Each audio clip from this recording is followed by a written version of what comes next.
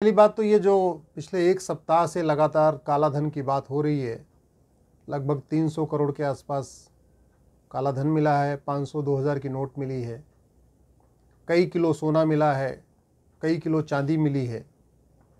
और अब ये पता चल रहा है कि वो इत्र का व्यापारी भी नहीं है। पहले तो लोग कह रहे थे इत्र का व्यापारी, अभी वहाँ व्यापार मंडल ने चिट्ठी लिखा है, बाकायदा प्रॉपर वे में क्लेरिफाई किया है कि वो इत्र का व्यापारी नहीं है, वो किसी भी तरीके का व्यापारी नहीं। इसका मतलब वो केवल हवाला कारोबारी है। वो इत्र का व्यापारी नहीं, हवाला कारोबारी है। वो इत्र का व्यापारी नहीं बल्कि काले धन का व्यापारी है। सवाल ये है कि इतने दिन से चर्चा हो गई, एक सप्ताह से मेन मीडिया इस पर खूब चर्चा किया है, और जब ये चर्चा हो रही थी तो मुझे वो 2G की चर्चा याद आ रही थी। इसे 2G के टाइम में भी महीने चर्चा हुई, कॉमनवेल्थ घोटाला हुआ, CWG, उसमें भी महीनों चर्चा हुई, कोयला घोटाला हुआ 1,86,000 करोड़ का, उसमें भी महीनों चर्चा हुई। लेकिन न उस समय रूट काज की बात हुई, परमानेंट सोल्यूशन की बात हुई, न पिछले एक सप्ताह में भी इस काले धन पे रूट काज और परमानेंट सोल्यूशन की बात हुई। वहां पे अगर आप देखें तो जो नोट मिली है वो 50 और 100 की नहीं मिली है, वो नोट मिली है 500 और 2000 की।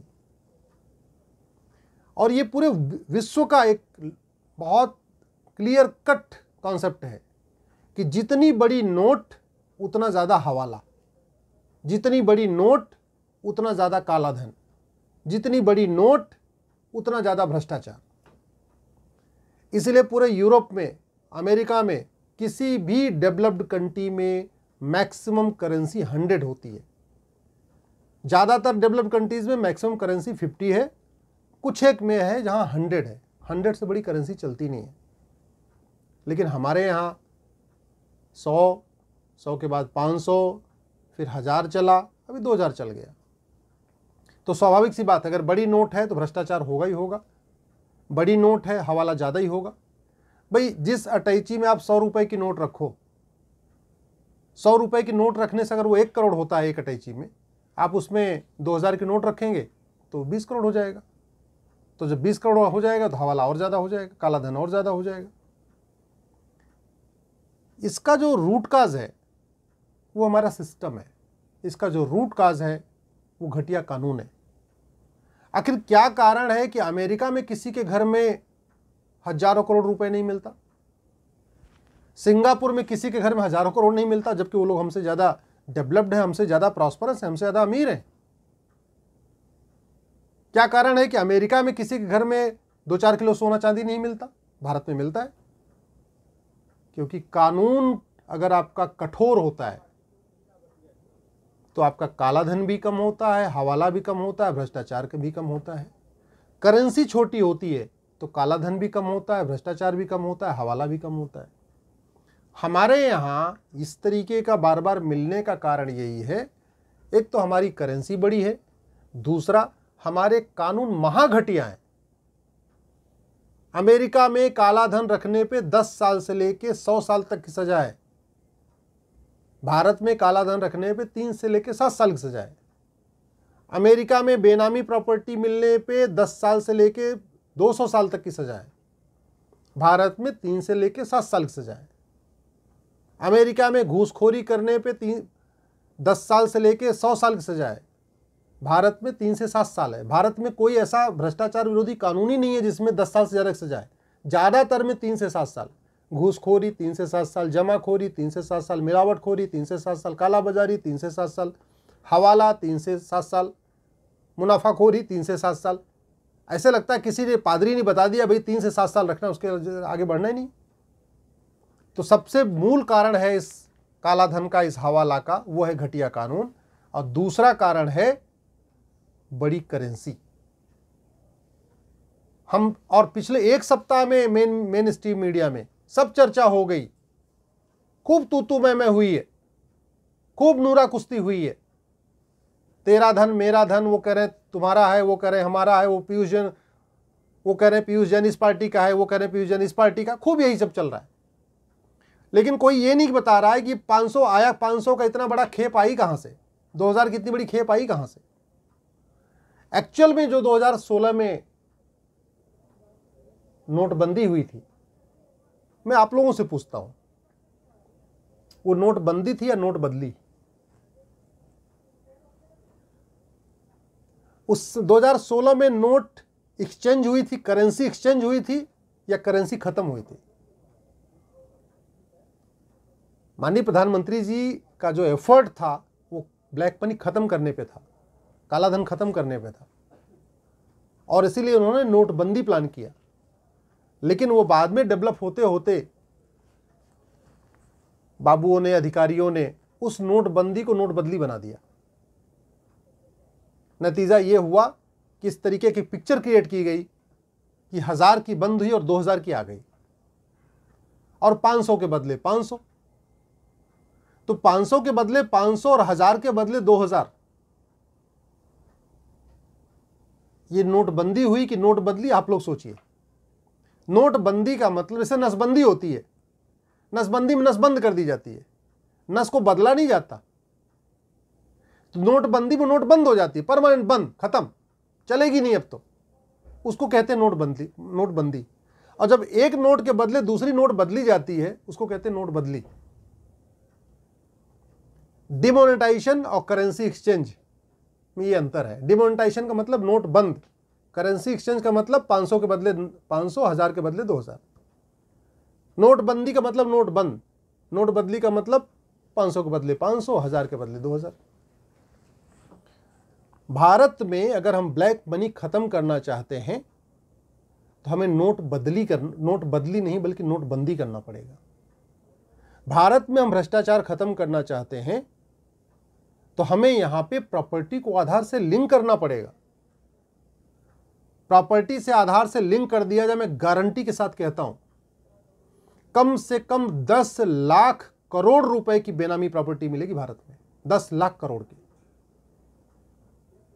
यहां पे गरीबों का खून चूस के इकट्ठा सारा माल किया हुआ है नेताओं और नौकरशाहों ने, और उनका साथ दिया है कुछ पीयूष जैन टाइप के हवालाबाजों ने। हम अगर यहां पे प्रॉपर्टी को आधार से लिंक कर दें, 100 रुपए से बड़ी नोट बंद कर दें प्रॉपर्टी, और 50,000 रुपए से महंगी संपत्ति को आधार से लिंक कर दें, और अमेरिका जैसा कानून बना लें। अमेरिका में 100% प्रॉपर्टी सीज करने का कानून है, सिंगापुर में 100% प्रॉपर्टी सीज करने का कानून है, चाइना में काला धन, बेनामी संपत्ति, आय से अधिक संपत्ति 100% सीज करने का कानून है, और अमेरिका में और सिंगापुर में तो आजीवन कारावास है, चाइना में तो फांसी भी होती है। अभी उन्होंने एक फैक्ट्री मैनेजर को दिया है, आप लोग गूगल करिएगा, सरकारी कंपनी का जीएम था वो, फांसी दिया है उसको, फांसी।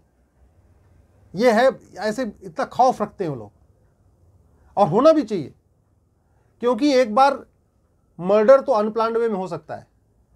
भाई सड़क पे जा रहे थे, गाड़ी टकराई, झगड़ा हुआ और मर्डर हो गया। लेकिन करप्शन कभी भी अनप्लान्ड नहीं होता, सोच समझ के होशो हवास में होता है। काला धन इकट्ठा कभी अनप्लान्ड नहीं होता, एकाएक काला धन इकट्ठा नहीं होता, प्लान करके काला धन इकट्ठा किया जाता है। बेनामी प्रॉपर्टी होशो हवास में बनाई जाती है। सोना जो किलो सोना मिला है, ये होशो, कोई ऐसे है एकाएक सोना नहीं आ गया है, होशो हवास में जानते हुए प्लान करके सोना रखा गया है, चांदी रखी गई है। कानून ही हमारा घटिया। अच्छा, इस पे चर्चा इसलिए नहीं होती है क्योंकि चर्चा करने वाले ही इसमें हैं, जबकि सबसे बड़ा खतरा, इसको अगर राष्ट्र के हिसाब से देखें आप, तो राष्ट्र के हिसाब से सबसे बड़ा खतरा हमारे लिए काला धन और बेनामी संपत्ति है। इस देश में जितने भी अवैध काम होते हैं, सबकी फंडिंग काला धन से होती है और हवाला से होती है। माओवादियों की फंडिंग काला धन हवाला से, नक्सलियों की फंडिंग काला धन हवाला से, अलगाववादियों की फंडिंग काला धन हवाला से, मजहबी उन्मादियों की फंडिंग काला धन हवाला से। भारत में जाति का जहर घोलने के लिए बहुत बड़ी फंडिंग आ रही, काला धन हवाला। भारत में भाषा के आधार पर एक दूसरे से लड़ाने के लिए बहुत बड़ी फंडिंग चल रही, काला धन हवाला की। ऐसा कौन सा भारत विरोधी काम है, ऐसा कौन सा सनातन विरोधी काम है जो फ्री में हो रहा है? एक भी नहीं हो रहा है। भारत और भारतीयता के खिलाफ जितने भी अभियान चल रहे हैं, जितने भी एजेंडे चल रहे हैं, सब के सब फंडिंग हो रही है, और बड़ी फंडिंग हो रही है। इवन भारतीय संस्कृति को बदनाम करने की जो फंडिंग हो रही है वो भी काला धन हवाला से हो रही है। बॉलीवुड की जो मूवीज बनती हैं भारतीय संस्कृति को बदनाम करने की, उनकी पूरी की पूरी फंडिंग काला धन हवाला से होती है। बहुत सारे मैं लेखकों को जानता हूं जो देश विरोधी लेख लिखते हैं, उनको फंडिंग होती है काला धन से, ब्लैक मनी से, FCRA से। मैं बहुत सारे ब्लू टिक होल्डर्स ट्विटर पे हैं, मैं देखता रहता हूं इनको। कोई काम नहीं, केवल ट्वीट करते हैं, भारत विरोधी ट्वीट, सनातन विरोधी ट्वीट, हिंदू विरोधी ट्वीट, उसी में उनको पैसा आ रहा है। कुछ लोगों को FCRA के जरिए, जो 2010 में कानून बनाया कांग्रेस ने, उससे फंडिंग हो रही है। कुछ लोगों को हवाला के जरिए फंडिंग हो रही है। चरमपंथियों की पूरी फंडिंग हवाला के जरिए हो रही है खाड़ी देशों से। जिहादियों की पूरी फंडिंग कालाधन से हो रही है, खाड़ी देशों से हो रही है। तो ये जो पैसा मिला है ये हमारे लिए एक रेड अलर्ट है, हमें समझना पड़ेगा। ये केवल दो पॉलिटिकल पार्टियों या पॉलिटिकल पार्टियों का मुद्दा नहीं है। ये दिखा रहा है कि कहीं ना कहीं हमें अपनी पॉलिसी बदलने की जरूरत है।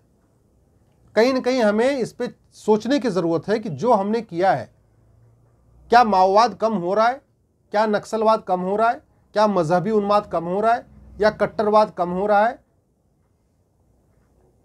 सवाल तो बनेगा। हमने ऐसा कौन सा कानून बनाया अमेरिका की तर्ज पे? और जब हम अमेरिका से हजारों करोड़ का सामान खरीद सकते हैं, उनसे राइफल से लेके फोन से लेके लैपटॉप से लेके टैब से लेके सब कुछ खरीदते हैं, तो अमेरिकी कानून हम क्यों नहीं लेते? क्यों नहीं लेते? जैसे उनका कानून है 100% प्रॉपर्टी सीज, आजीवन कारावास। क्यों नहीं हम अमेरिका चाइना से देखते हैं कि 100% प्रॉपर्टी सीज, फांसी। मैं कह रहा हूं चलो फांसी मत दो, मानवाधिकार की बात है, आजीवन कारावास तो दो। ये जो पैसा मिल रहा है ये दिखा रहा है हमारे कानून घटिया है, हमारी व्यवस्था ठीक नहीं है, व्यवस्था बदलने की जरूरत है। क्योंकि इतने कांड हो चुके अब तक, अब तो मुझे लगता है भ्रष्टाचार के नाम गिनना बड़ा मुश्किल है।